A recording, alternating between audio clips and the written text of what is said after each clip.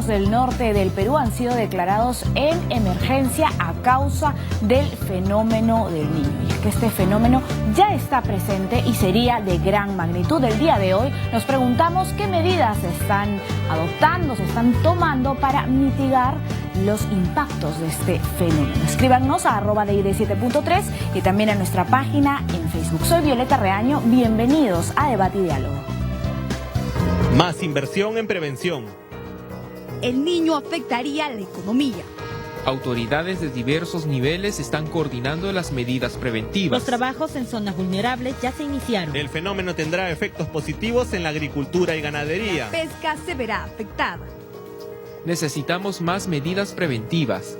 Existe un peligro inminente de inundación en el norte del país. Se están tomando las previsiones para mitigar sus efectos. Es un trabajo multisectorial. Protejamos a la población más vulnerable. Las autoridades regionales aún no toman medidas preventivas. Sumemos esfuerzos para hacer frente al Niño. ¿Qué medidas se están adoptando frente al fenómeno del Niño?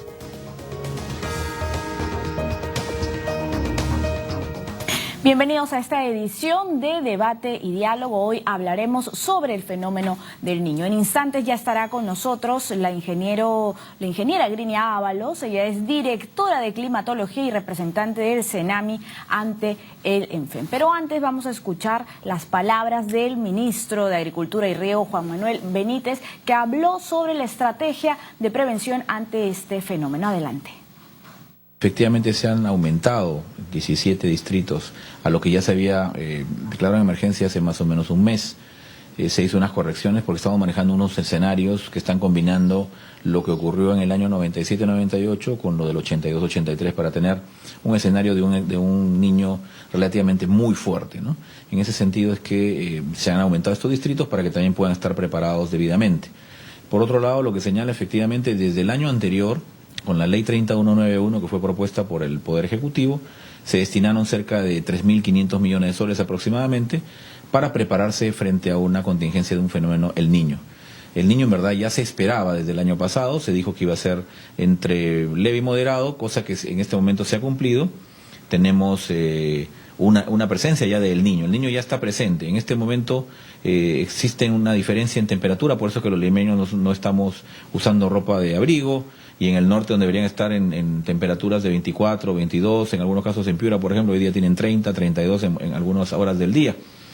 Entonces, lo que está ocurriendo es que este fenómeno que viene siendo moderado se está extendiendo hacia el final del año y se va, digamos, a cruzar ya con las aguas calientes que vienen en el verano, y eso es lo que va a originar un niño de otro nivel. Todo eso se va a confirmar a fines de este mes, donde vamos a poder tener certeza de cuál es la intensidad de ese niño que viene para fin de año. ¿Cuáles son la cantidad de regiones y qué regiones son las que ya están en declaratoria de emergencia, ministro? Son 14 regiones, pero yo diría que las más, digamos, complicadas, por lo general, por las estadísticas de los fenómenos del Niño, son Piura, Tumbes, Lambayeque y La Libertad. A eso le podríamos sumar un segundo nivel, que está Amazonas, Cajamarca, San Martín, y luego vendrían otras que ya tienen otro tipo de efectos, porque el fenómeno del Niño no solamente viene con exceso de lluvias en el norte, sino que alguna vez se ha presentado con sequías más bien en el sur y algunas temperaturas frías. Ahora, ministro, hay que contextualizar un poco y explicar qué se viene pues con este fenómeno del Niño, que según varios expertos analizan de que posiblemente sea uno casi igual que se dio en el año 1998. Entonces, ¿qué de por sí que trae el fenómeno del Niño? ¿Qué implica? Bueno, el fenómeno del Niño, que es un fenómeno que es cíclico, se repite cada cierto tiempo, trae efectos positivos y efectos negativos. Nosotros estamos siempre preocupados más por los negativos y es lo que tenemos que mitigar con las acciones que está llevando a cabo el gobierno. No solamente el nivel nacional, aquí estamos trabajando con los gobiernos regionales y los gobiernos locales. Este decreto supremo de emergencia ha permitido precisamente que se vayan preparando, digamos, en todos los niveles.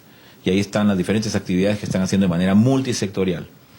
Pero también hay efectos positivos. Por ejemplo, después de un fenómeno del Niño, lo que ocurre es que tenemos todo el desierto reverdece, hay bastante pasto para los pequeños ganaderos, tenemos también que se van a recargar los acuíferos. Hemos tenido años de sequía, más bien en el norte, donde lamentablemente el ganado ha sufrido muchísimo, donde la agricultura, que también se hace por pozos, lamentablemente no ha tenido la posibilidad de tener el agua suficiente. Con un fenómeno del Niño se recarga eso. y aparece también la posibilidad de que se enriquecen muchos de los suelos, porque los ríos se desbordan y tienen un material muy rico que se empieza a, digamos, a esparcir por otros terrenos que son muy áridos, y de esa manera tenemos años de agricultura muy buena. Yo recuerdo, porque yo soy piurano, yo recuerdo mucho, después del Niño del 83, vinieron muy buenos años para el algodón, por ejemplo, ¿no? Pero de nuevo, volviéndonos a la parte de preparación, yo creo que es muy importante que aquí todos tengamos claro que tenemos que sumar esfuerzos, y sobre todo un llamado a atención. Yo he podido sobrevolar en algunas zonas del norte y he encontrado, por ejemplo, que hay gente que se ha instalado sobre la cuenca del río, sobre el terreno que normalmente le pertenece al río, que por años, digamos, ha estado relativamente seco, entonces ha puesto cultivos, incluso ha estado solicitando títulos. Eso tiene que retirarse definitivamente porque está corriendo peligro su producción y además su vida, porque algunos están instalados en el terreno también. Adicionalmente he visto lo mismo también que ocurrió aquí en Chosica, que se están instalando en zonas vulnerables, zonas inundables. Las autoridades regionales y locales deben ser, en ese sentido, muy drásticas y deben tomar medidas de inmediato porque van a sufrir, lamentablemente, también esas personas. Entonces yo creo que hay muchas cosas por hacer todavía, pero estamos a tiempo de tomar algunas medidas. Bien, ministro. Bueno, estamos en vivo para TV Perú y la plataforma informativa de TV Perú y 7.3 Noticias. El presidente de la República ha anunciado que ya hace más o menos se viene invirtiendo cerca de 5.000 millones de soles en lo que es prevención. Y este es un trabajo multisectorial. Entonces, quería más o menos que nos informe qué es lo que se está haciendo en el gobierno, qué trabajos de prevención. Tengo entendido que también se han comprado maquinarias, digamos, para tratar de revertir precisamente la intensidad de este fenómeno del niño. Usted lo ha dicho bien, estamos en una etapa de preparación, quiere decir que vamos a mitigar el efecto del fenómeno del niño. Esto no se puede, digamos, eliminar. Siempre hay efectos, porque no solamente están los desbordes de los ríos, por ejemplo, donde está trabajando agricultura. Agricultura está limpiando los cauces de los ríos para que puedan llevar más agua, transportarla dentro de ese cauce y llegar hacia las zonas de evacuación hacia el mar o en algunos casos hacia el desierto.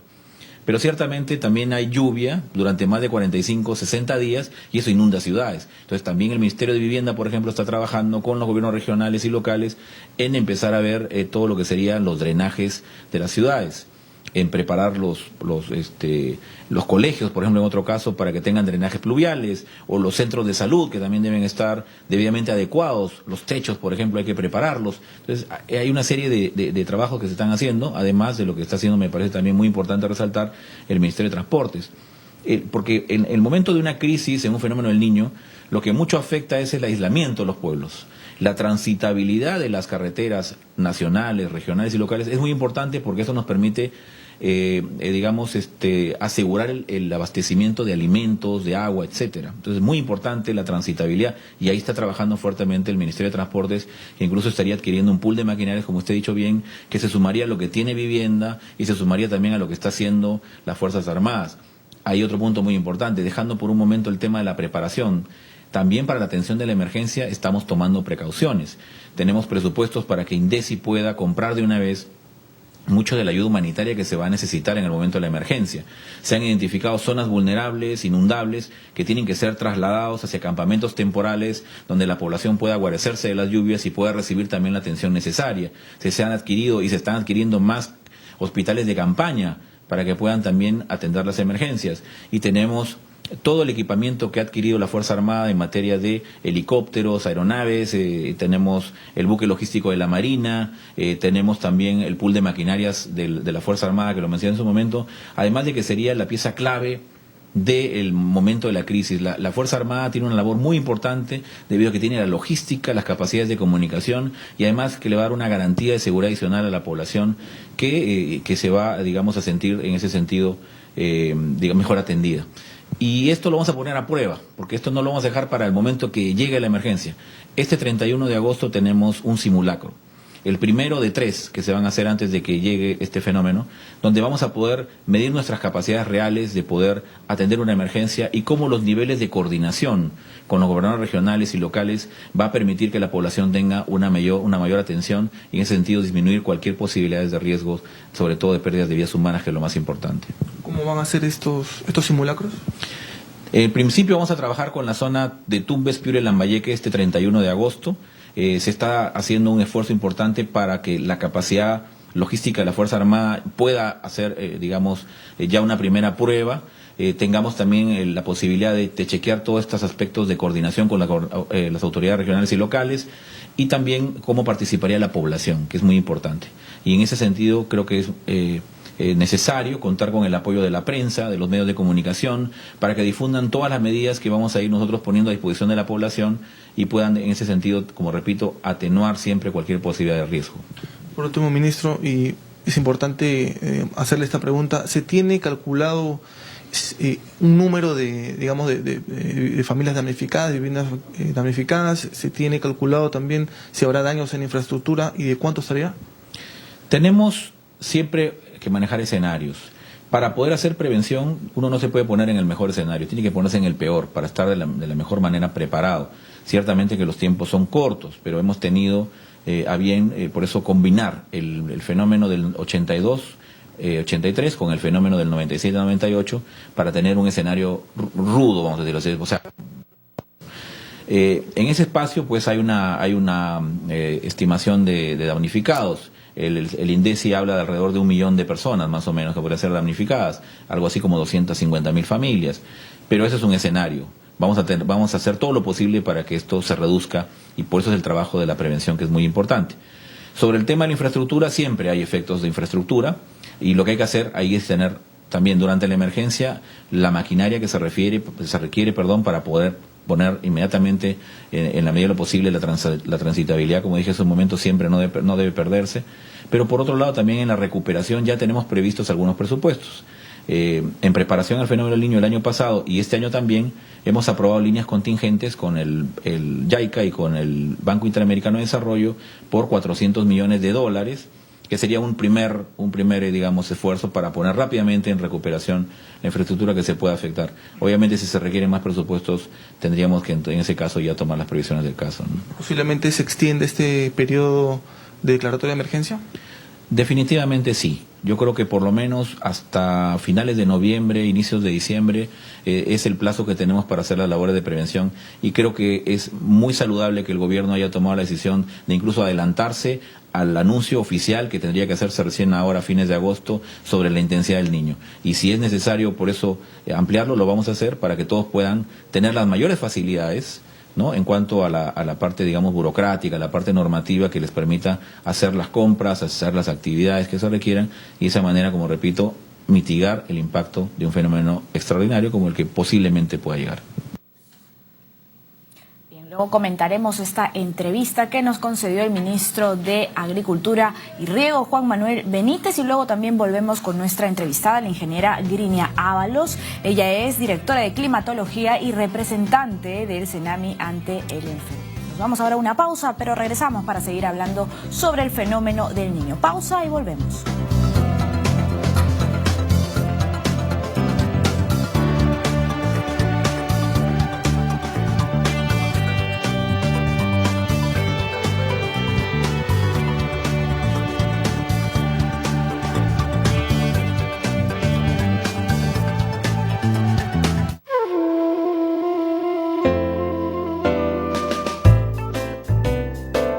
Letra de Fuego, con Raúl Tola.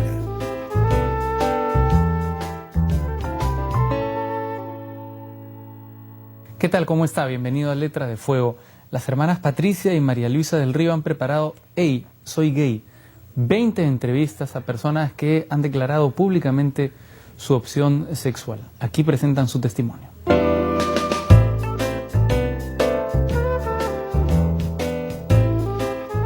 Cada uno de ellos cuenta de manera muy sencilla la forma como ha tenido que asumir primero su sexualidad y luego consigo mismos, que ya si uno está muy joven puede ser una batalla un poco dura, sobre todo cuando se tiene una formación católica, que en el Perú muchísimos la tenemos, y luego cómo llevan este tema a la familia, a los padres y poco a poco a la sociedad, a sus centros de trabajo.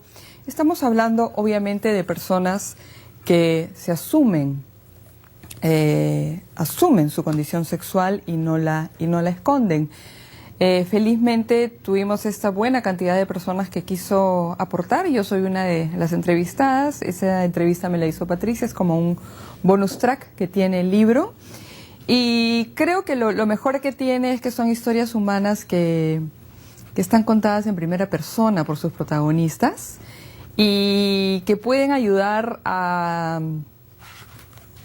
Yo no creo que haya que solidarizarse, porque no estamos enfermos, ni necesitamos solidaridad. Creo que pueden ayudar a que simplemente se respete a las personas que tienen opciones sexuales distintas.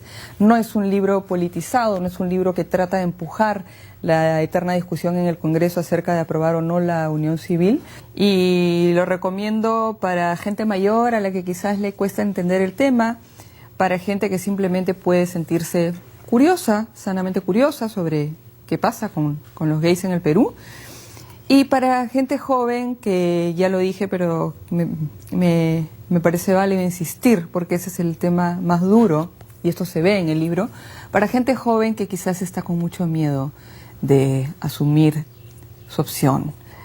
Siempre digo que vamos a haber avanzado como sociedad el día que este libro ya no sea necesario. A mí me encantaría que mi hija vea este libro cuando tenga, no sé, 20 años, es una niña ahora, y me diga, mamá, ¿por qué hacía falta un libro así, no?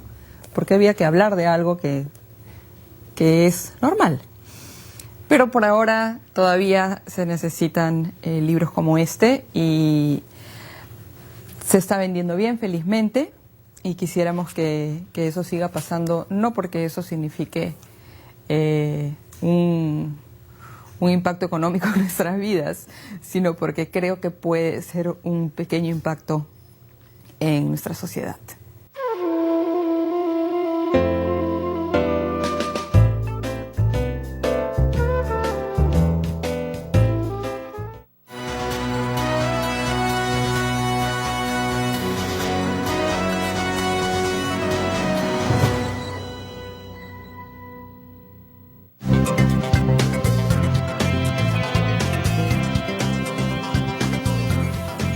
¿Qué medidas se están adoptando frente al fenómeno del niño? El día de hoy nos acompaña la ingeniera Grinia Ábalos. Ella es directora de climatología y representante del CENAMI ante el ENFEN, que es el comité multisectorial que evalúa este fenómeno. ¿Cómo está? Bienvenida. Muchas gracias por la invitación. Nosotros conversábamos durante la pausa del fenómeno del niño, de la intensidad del fenómeno del niño. ¿Cuándo se sentirá, por ejemplo, su presencia con mayor intensidad? ¿Y será finalmente un niño vigoroso, un niño fuerte, un niño extraordinario? En realidad, el niño está teniendo ya ribetes de fuerte en este invierno. El índice que nosotros manejamos dentro del Estudio Nacional del Fenómeno del Niño, ENFEN, que es el que nos permite catalogar primero la presencia del niño, luego la intensidad del evento, ya está presentando estos primeros valores de un niño fuerte. Sin embargo, como se está presentando durante el invierno, que no es temporada de lluvias, los impactos básicamente son térmicos, incremento de las temperaturas a lo largo de las regiones costeras. Hablamos de 2 grados. 2-3 grados en promedio sobre lo normal. Lima mismo está, a pesar de esos cielos nublados, algunas lloviznas matutinas, está con 2 grados por encima de sus temperaturas usuales. Y lo mismo pasa en algunas regiones de la costa central y la costa norte. ¿No se siente ese frío característico del mes de agosto? Así es. Ahora, cuando se prolonga este calentamiento, ahí sí viene, digamos, el impacto que todos conocemos del niño, en las lluvias. Esto se traduce en incremento de caudales, inundaciones en algunas cuencas históricamente afectadas por el evento del niño. ¿Inundaciones, por ejemplo, persistentes de 30 días o más? Cuando tenemos un evento del niño, tenemos precipitaciones extremadamente fuertes. En un día puede llover 300 milímetros, lo que llueve en un año en algunas zonas costeras, sobre todo considerando que son zonas desérticas. Entonces, esto inmediatamente los ríos incrementan sus caudales y se dan las inundaciones, sobre todo en las partes medias y bajas de las cuencas.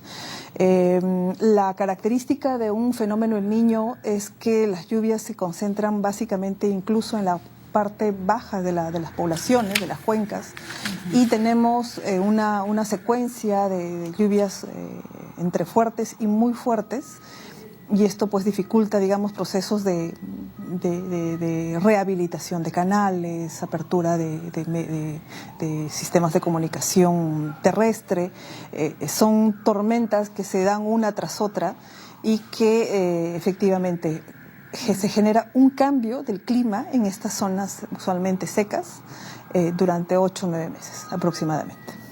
¿Y cómo podríamos mitigar todos estos impactos? ¿Estamos ya adaptados al fenómeno del Niño? Porque en sí, el fenómeno en sí no es negativo, sino que hay un tema de adaptación al fenómeno. Hay un tema de adaptación, efectivamente, y hay un tema también de ver la intensidad del evento.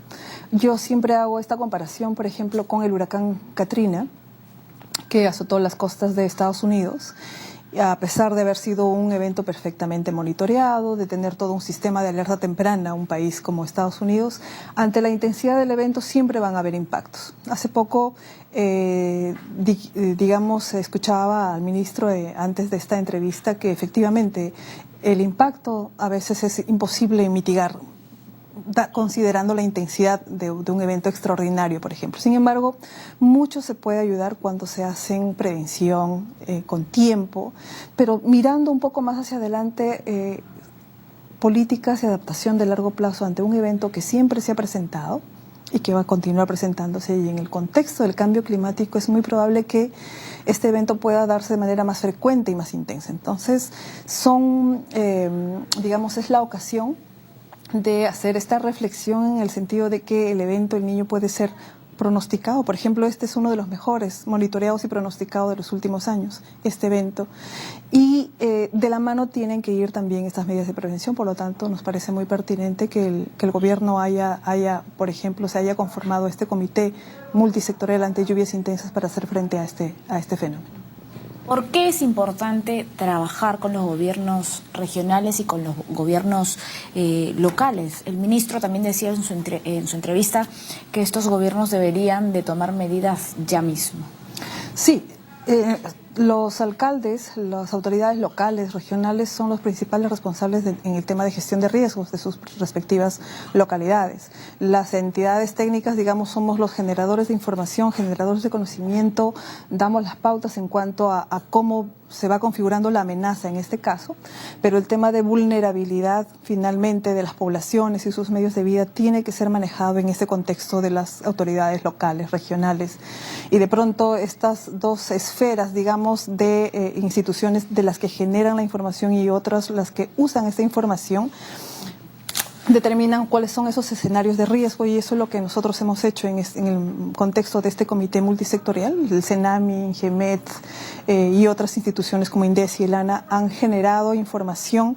CENEPRED, por ejemplo, se ha encargado de generar cuáles son esas zonas históricamente afectadas por el Niño en función a esta primera información, y luego se han priorizado estas áreas. Por lo tanto, el evento o hacer frente al fenómeno del Niño convoca a varias aristas de la ciencia, de las ciencias sociales, de las ciencias matemáticas, físicas, y me parece que por ese lado se ha dado un buen paso en este aspecto. Las autoridades regionales y locales, ahora que lo menciona, ¿tienen mapeadas estas zonas que son históricamente afectadas? Así es. ¿Zonas vulnerables? Sí, justamente en base a eso es que han salido las comunicaciones y declaratorias de emergencia de estas 13 regiones y distritos priorizados ante la intensidad de un evento, ante un escenario pesimista. Se ha trabajado con los niños extraordinarios que tenemos a nuestro haber, desde nuestro récord observacional, que son el 82-83 y el 97-98. Estamos preparándonos para el peor escenario, para un escenario pesimista, si no ocurre en buena hora, pero de ocurrir ya, se están tomando las medidas desde temprano. ¿Podría pasar algo similar a lo ocurrido en el 97-98? Puede pasar. De hecho, en los últimos comunicados del ENFEN hemos manifestado que la probabilidad de que este calentamiento se extienda hasta finales de año se mantiene y cada vez crece más esa probabilidad, y no hemos descartado que el evento sea fuerte o extraordinario. Sin embargo, hay que considerar que cada evento del Niño es único y diferente a la vez. Puede tener, la misma connotación o característica que el 97-98 hasta cierta temporada, del año, comparando el 97 con este 2015. Sin embargo, hay mecanismos internos de la misma interacción entre el océano y la atmósfera que pueden devenir finalmente de repente a menguar la intensidad del evento. O si no, que esta evolución continúe como estamos previendo y se pueda dar de repente un niño o fuerte o extraordinario. Ahora, ¿se han intensificado las acciones de descolmatación del cauce de los ríos y también limpieza de quebradas? ¿Por qué es importante este tema? ¿Necesitan los gobiernos locales más herramientas técnicas para realizar, por ejemplo, esta descolmatación de los ríos? En realidad es una tarea que todos los años se tiene que realizar de manera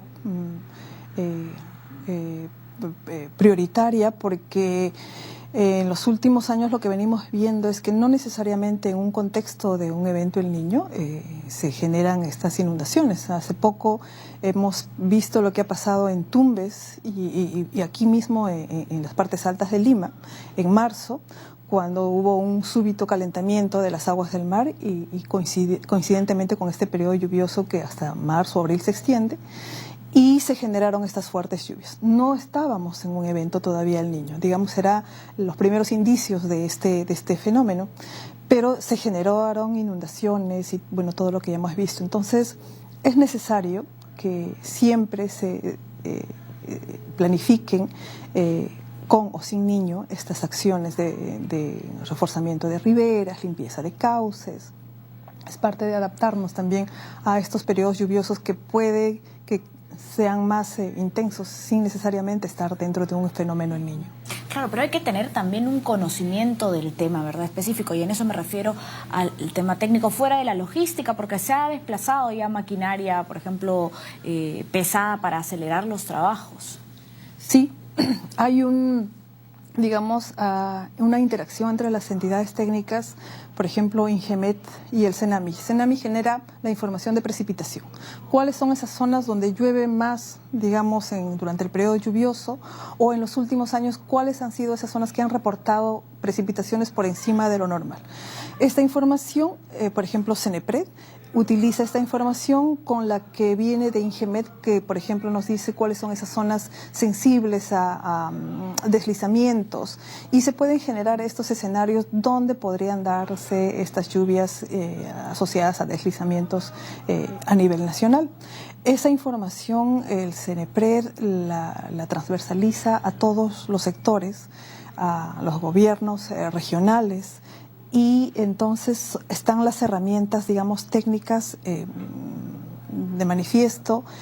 Lo que sí es importante, digamos, fusionar mejor es esta generación de información que sea entendida por los tomadores de decisiones.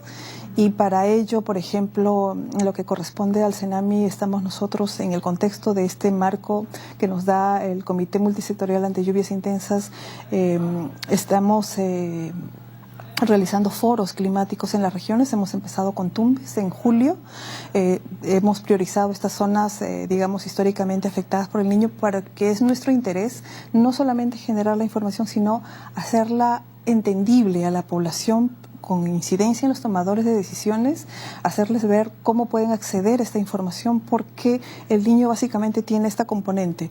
Todos los meses, cada 15 días estamos monitoreando y la difusión es importante en este sentido.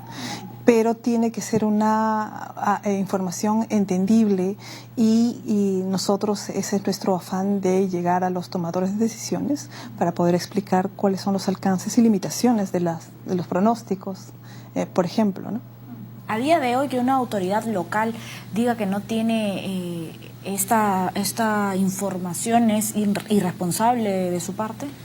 Ahora con la tecnología tenemos muchos medios por la cual nosotros podemos acceder a la información. No solamente es la página web del CENAMI, digamos, en este caso, para ver cuáles son esas zonas donde se presentan lluvias muy fuertes durante un evento El Niño. Tenemos las redes sociales que también, digamos, difunden información, medios de comunicación radial, medios de comunicación local, como las radios locales, que por ejemplo se ponen en contacto con los especialistas del CENAMI en la sede central, y siempre estamos conversando, por ejemplo, con Tumbes, que es una zona, digamos, apartada del país, con poca, digamos, medios para o acceder a esta información. Sin embargo, las radios locales nos permiten llegar a esa población de manera casi diaria, ¿no? Bien, justo, bueno, estos 17 distritos que han sido declarados en emergencia son 2 distritos de Tumbes y 15 de Piura, ¿no? Vamos a seguir hablando sobre este tema, pero antes haremos una pausa, una muy breve pausa, y ya regresamos con el fenómeno del niño en Debate y Diálogo.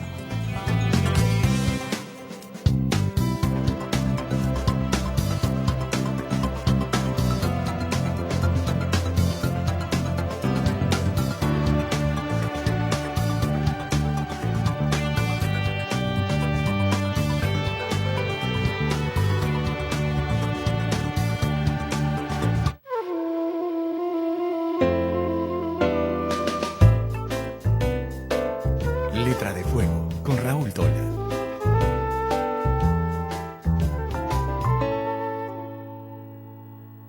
¿Qué tal? ¿Cómo está? Bienvenido a Letra de Fuego. El día de hoy nos acompaña María Luisa del Río, que ha presentado Parece una agonía, un libro que agrupa sus crónicas más personales.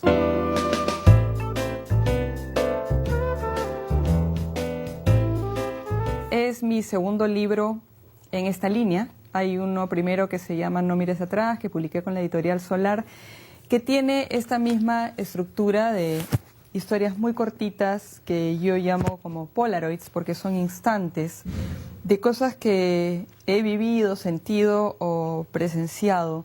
No soy una autora de ficción. Como periodista quizás tengo el defecto, entre comillas, de ocuparme siempre de la no ficción.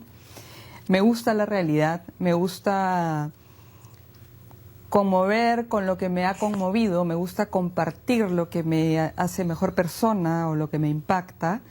Es un libro muy personal, yo le tengo mucho cariño y me encantaría que si lo leen sientan esa identificación, porque creo que los temas que están en el libro son absolutamente humanos y compartibles y de todos, ¿no? Todos tenemos miedo, todos somos vulnerables, todos nos enamoramos, a todos se nos rompe el corazón, todos fallamos como madres, como padres, como hermanos, como profesionales y como todo. No es un libro que trata de demostrar éxitos ni proezas, sino más bien que quizás cala en mi lado más vulnerable y humano, ¿no?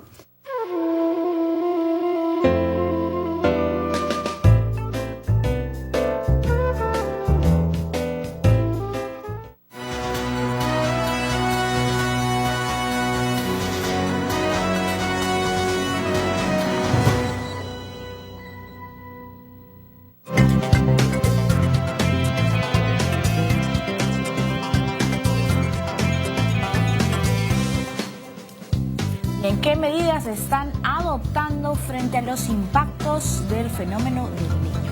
El día de hoy nos acompaña la ingeniera Grinia Ábalos, directora de climatología y representante del CENAMI ante el ENFEN, que es la autoridad del comité multisectorial que evalúa este evento climático. Conversábamos, Grinia, sobre el tema de la responsabilidad también de las poblaciones frente a el fenómeno del niño y cómo los cauces nuevamente se activan ante un evento como este, ¿no? ¿Cuál es la responsabilidad de la población?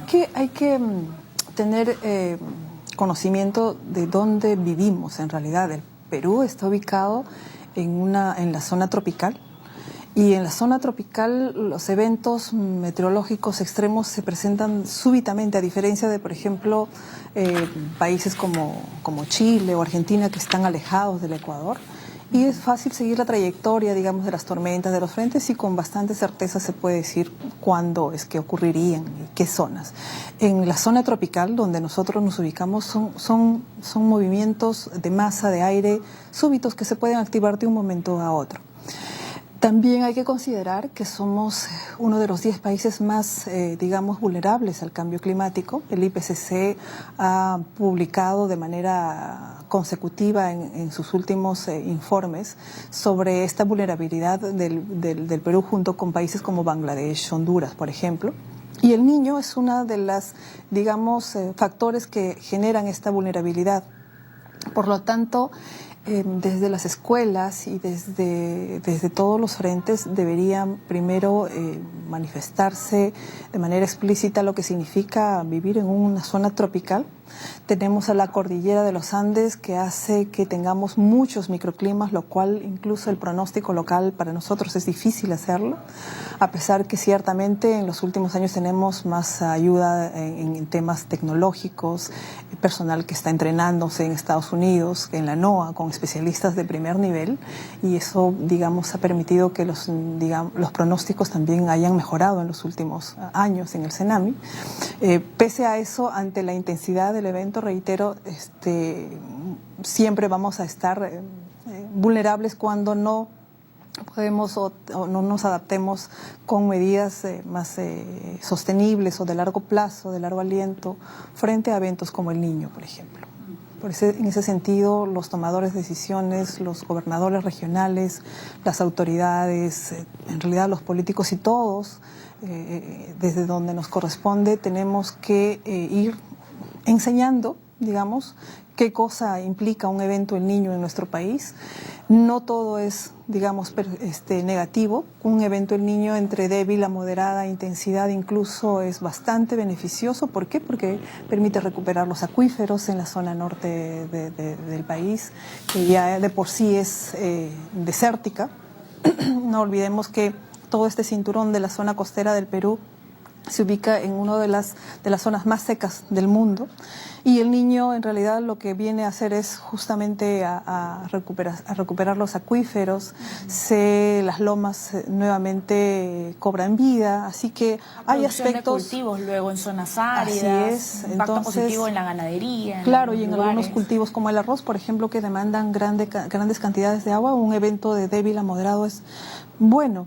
Hay que gestionar bien el recurso clima, hay que verlo como un recurso y digamos en el sentido de que en la medida que podamos gestionar mejor este recurso vamos a obtener mejores beneficios de él. Se mejoran los suelos, además, ¿verdad? Se presentan abundancia de pastos, como usted Así es, mencionaba. todas las lomas costeras que de por sí son secas, durante un evento El Niño se repoblan. Recordemos el 97, el 98... la zona de Cieneguilla, las zonas de la Chay, esos ecosistemas, digamos, se forestaron de manera bastante importante ante la presencia de mayor lluvia, mayor humedad. Así que hay que gestionar mejor el recurso clima. Ahora, por ejemplo, hay poblaciones que vuelven a asentarse en los cauces. Como decíamos, esos cauces se activan. ¿De qué depende que la población sea más consciente del riesgo que esto implica?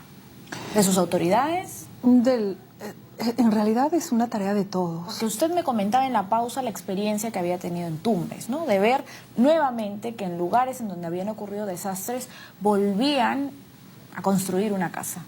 Sí, como decía, es un trabajo de todos, desde la escuela, ¿no? Desde los primeros años a los niños hay que enseñarles qué significa vivir en zonas que son permanentemente afectadas por eventos como El Niño, ¿no?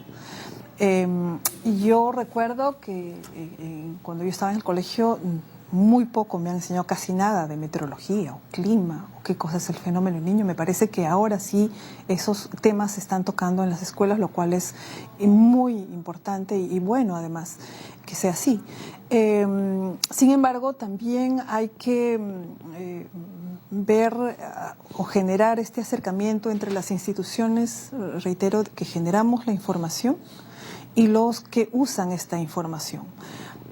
Nosotros como Servicio Meteorológico Nacional estamos, digamos, adscritos o pertenecemos a la Organización Meteorológica Mundial. Y esta organización desde 2011 está implementando el Marco Mundial de los Servicios Climáticos, que no es otra cosa más que cómo es que los servicios meteorológicos del mundo, los que generan información, cómo pueden hacer que esta información sea accesible, entendible y de fácil aplicación para los tomadores de decisiones con la finalidad de mitigar, digamos, los impactos de los eventos extremos.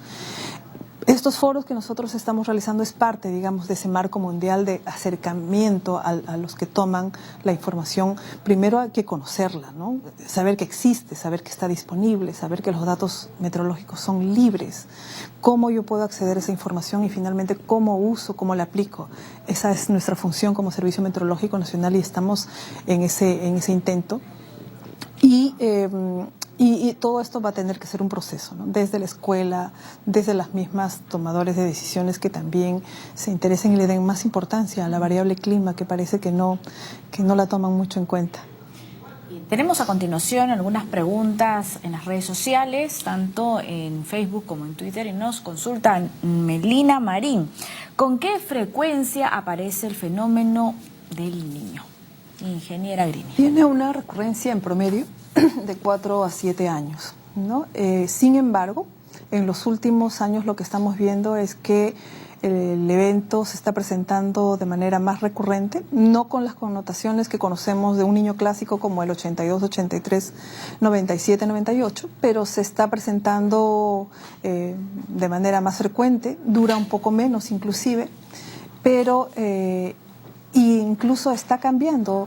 Puede que en el Pacífico Central, que es la zona donde la NOAA, por ejemplo, monitorea y define a un evento el niño, puede que esté caliente, sin embargo, frente a las costas del Perú está frío, ¿no? A lo que le llaman el niño Modoki.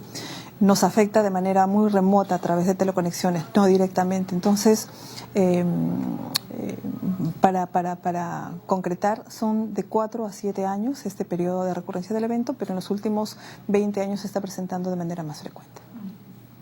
Raúl Valencia también nos consulta. Este fenómeno al parecer afecta más a las regiones, pero ¿qué tanto afectaría a la capital?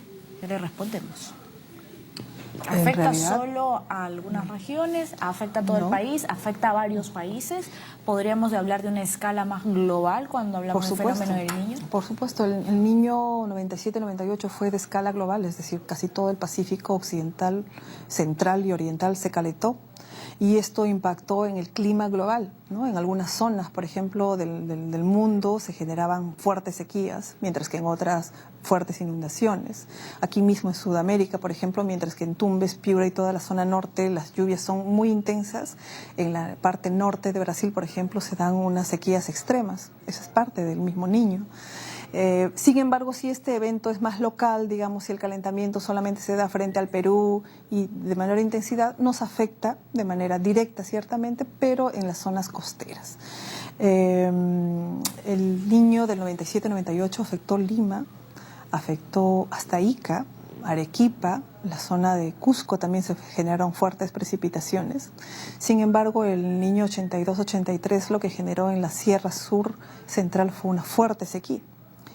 Teníamos esos dos escenarios, muy húmedo y lluvioso en el norte del Perú, mientras que el sur no tenía lluvias. Así que esa es la firma del niño, tiene esas características que es necesario ir estudiándolas cada vez más. Y luego tenemos la pregunta de Carlos Castillo Sáenz. ¿Cuál es la diferencia entre un fenómeno del niño y un fenómeno de la niña? Y si estos fenómenos se dan uno tras otro. Un fenómeno del niño es cuando el mar, el Pacífico, se calienta.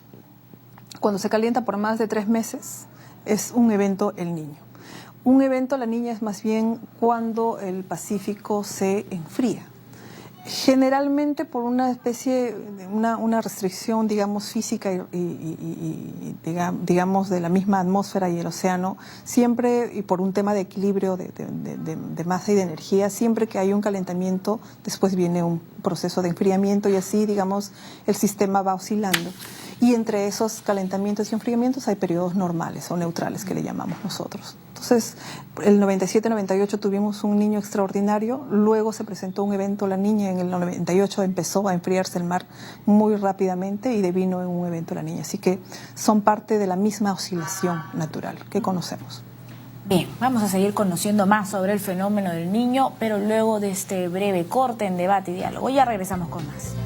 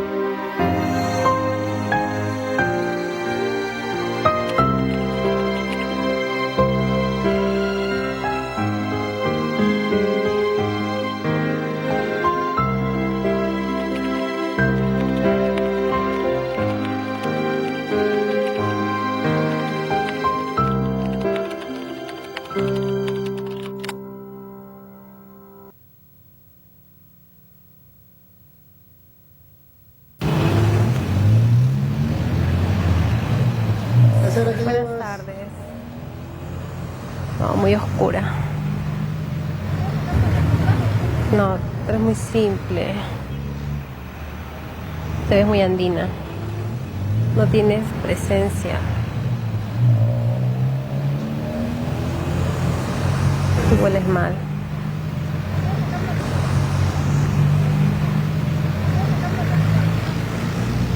No discrimines. Sé consciente. Haz lo correcto. Sé consciente. Haz lo correcto. Los hechos más relevantes del acontecer nacional y mundial son llevados a su pantalla en una nueva señal informativa. Un grupo de especialistas de la información trabaja las 24 horas del día para que usted conozca a profundidad las noticias que afectan su vida diaria y contadas desde una perspectiva diferente. 7.3 Noticias, la información que necesita.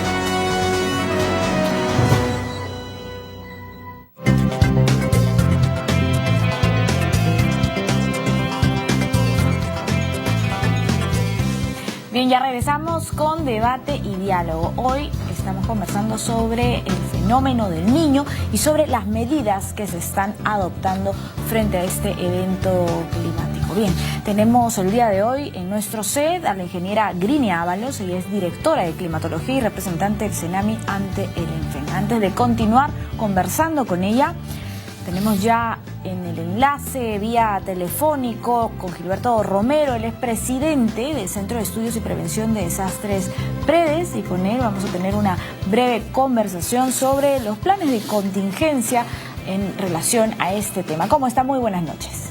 Muy buenas noches. ¿Qué medidas están adoptando? ¿Medidas preventivas? ¿Medidas finalmente de mitigación? ¿Qué acciones se deben de tomar? ¿Cuáles son las más adecuadas, orientadas a mitigar los impactos del fenómeno del niño?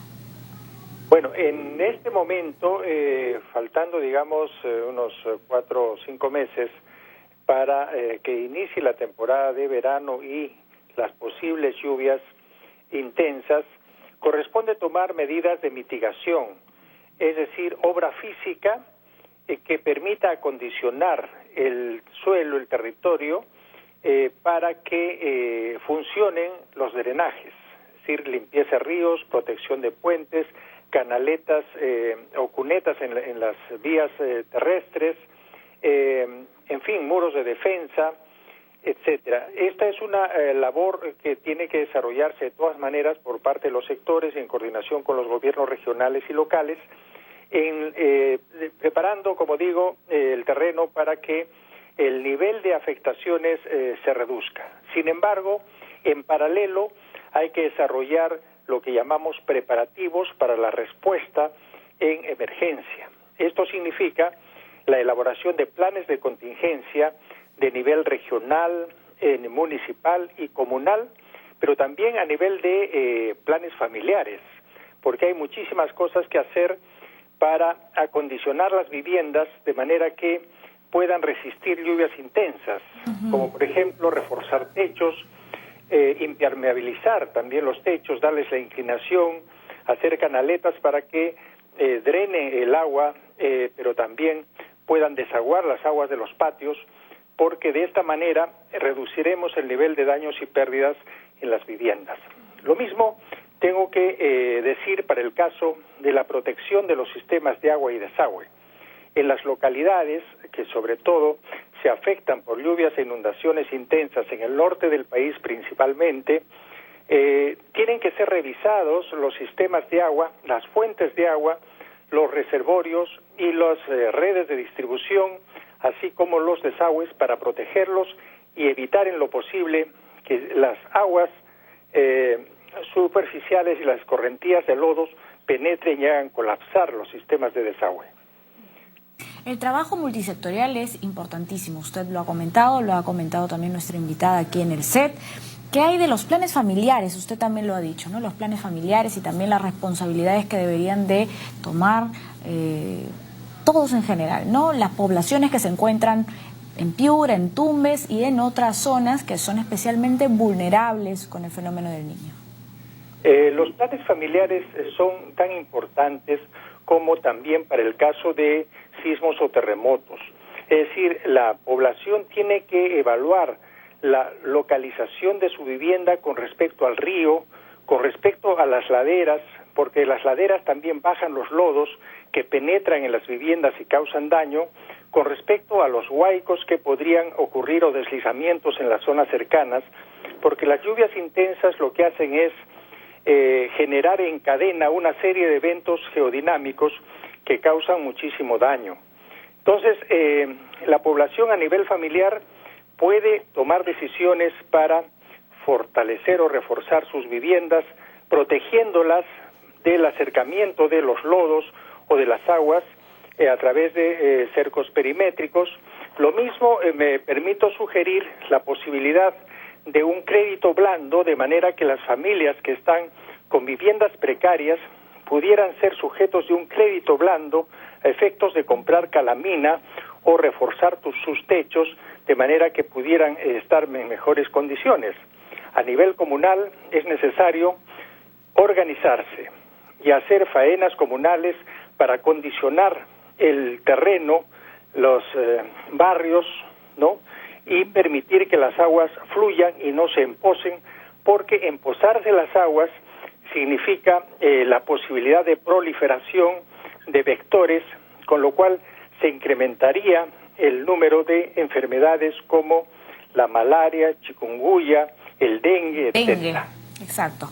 Bien, muchísimas gracias Gilberto Romero, presidente del Centro de Estudios y Prevención de Desastres PREDES, por este enlace telefónico. Hemos conversado sobre algunos puntos con respecto a este fenómeno del niño, planes de contingencia, respuesta en emergencia y mitigación, ¿no? Los planes familiares fue lo último que mencionó a propósito de las viviendas, miles de viviendas que podrían colapsar debido a que son viviendas rústicas cuyos techos están fabricados de esteras o de plástico, ¿no? Él además dio una propuesta, un crédito blando. ¿Cuál sería la conclusión, un poco para cerrar el tema?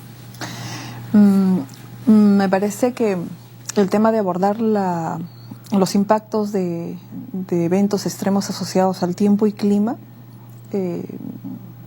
tiene que pasar por, digamos, por un trabajo de equipo. Y cuando digo trabajo de equipo es, por ejemplo, una muestra de ello, por ejemplo, es este Comité Multisectorial ante Lluvias Intensas, que convoca a los entes técnicos científicos como el CENAMI, el ENFEN mismo. Que vienen trabajando a lo largo del año, ¿no? Se está trabajando en este tema, entonces. Digamos, en el tema del niño, siempre tenemos estas reuniones periódicamente mensualmente, mejor dicho. Sin embargo, en esta coyuntura se ha conformado rápidamente este comité ante lluvias intensas, que lo lidera la PCM, y que convoca, como te digo, a varios entes técnicos científicos y a los gobiernos regionales y a todos los sectores, en realidad. Por lo tanto, el flujo de información tiene que ser permanente. Nos corresponde a nosotros, por ejemplo, ser claros y precisos en la información que brindamos. Estamos empeñados en hacerlo así. Un esfuerzo y una muestra de ello son estos foros regionales que estamos desarrollando a lo largo de la región. Para prepararnos. Para preparar y para ver cómo este evento va evolucionando.